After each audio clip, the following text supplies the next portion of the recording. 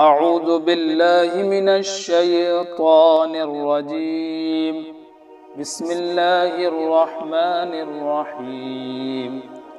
ناظرین و سامعین السلام علیکم ورحمۃ اللہ وبرکاتہ۔ انشاءاللہ آج ہم ایک دعا سیکھیں گے۔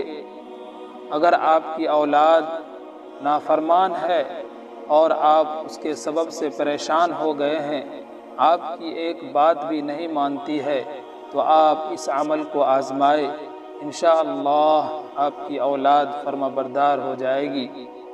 وہ دعا یہ ہے کہ ہر نماز کے بعد اول و آخر 11 بار درود شریف پڑھے۔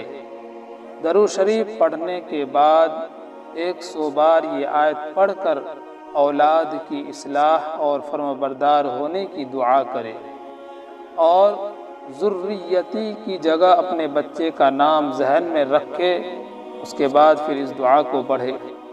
وہ دعا یہ ہے: بسم اللہ الرحمن الرحیم وَأَصْلِحْ لِي فِي ذُرِّيَّتِي۔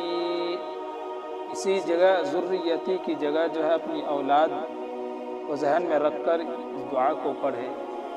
وَأَصْلِحْ لِي فِي ذُرِّيَّتِي إِنِّي تُبْتُ إِلَيْكَ وَإِنِّي مِنَ الْمُسْلِمِينَ۔